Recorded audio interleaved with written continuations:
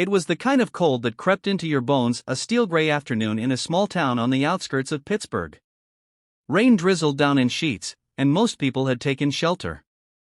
Except one.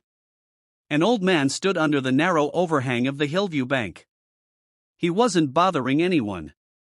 His army green coat looked 2 sizes too big, soaked to the seams, and the duffel bag at his feet seemed to carry everything he owned. His back was slightly hunched, and yet, there was a presence about him, something solemn, almost dignified. Inside the bank, a worried employee made the call. "Yeah, there's an older guy outside. He's just standing there, but he's been there for a while. Customers are getting uncomfortable." Within minutes, Officers Reynolds and Martinez were dispatched. Reynolds was young, just 5 years into the force. Eager. Honest. But tired. He was used to calls like these, misunderstood people on the margins of society. His partner, Martinez, was older, less patient. "Sir," Reynolds said gently as they approached. "You all right?" The man nodded. "Just needed a place to stay dry for a moment. Been walking since morning." "You can't stay here," Martinez added. "You got ID?" The man reached into his coat and froze. I lost it a while back." "Name?" Reynolds asked. "James. James Whitaker." They ran his name. Nothing came up. No ID, no address. Martinez was already reaching for the cuffs. "Look, let's just take him in, let him dry off at the station. If nothing checks out, he'll be out by morning." The man didn't resist. He didn't complain. As they drove him in, he sat silently in the back, staring out at the rain.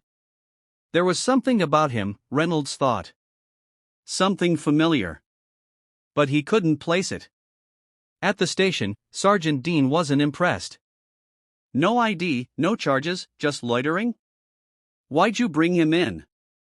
"Protocol," Martinez said. Dean sighed. "Fine. Book him, run prints."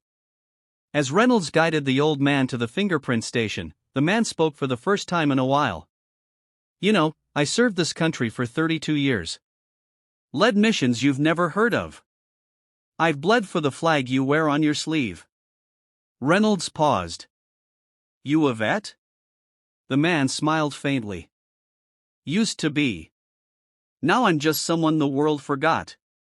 Reynolds didn't know what to say. Exactly 27 minutes later, the calm of the precinct shattered. 3 black SUVs tore into the parking lot. Men in dark suits and earpieces stormed through the entrance, flashing federal credentials. "Where is he?" the lead agent demanded. "Who?" Sergeant Dean asked. "Colonel James Whitaker." Every head turned toward the holding cells. Reynolds' jaw dropped. "You mean that guy?" The agent didn't smile. "That man is a decorated war hero. Former CIA field commander. Ran Black Ops during Desert Storm, Kosovo, and Afghanistan. His file's still classified.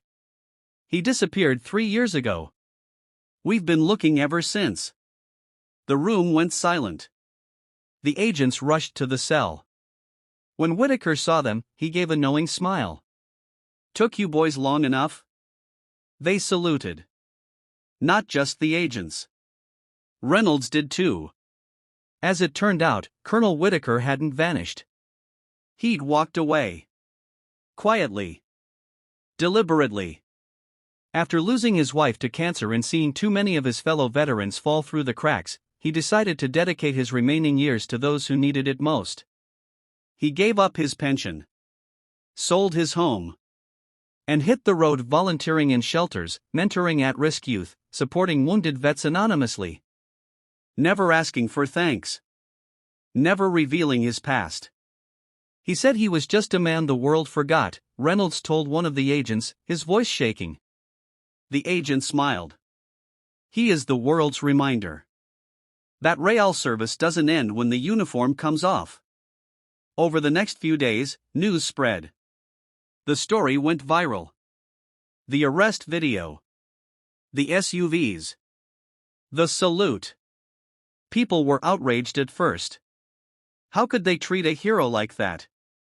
But the real story wasn't about the arrest, it was about what came after. Reynolds visited a veteran shelter for the first time the next week. He started listening more. Volunteering. Talking to people who wore old medals on their chest and pain in their eyes. He kept a photo of Whitaker in his patrol car. Not out of guilt, but out of respect. You never know who you're standing next to, he'd tell rookie officers. So treat everyone like they matter. Because they do. Colonel Whitaker eventually returned to the road. He didn't want fame. He didn't want speeches or ceremonies. He just wanted to keep serving, in the quietest, most powerful way a man can. And that's what he did. In a world that judges by appearances, sometimes the greatest heroes walk among us unrecognized, not looking for honor, just a place to rest their knees. So be kind. Be human. Because kindness might just be the most powerful uniform of all.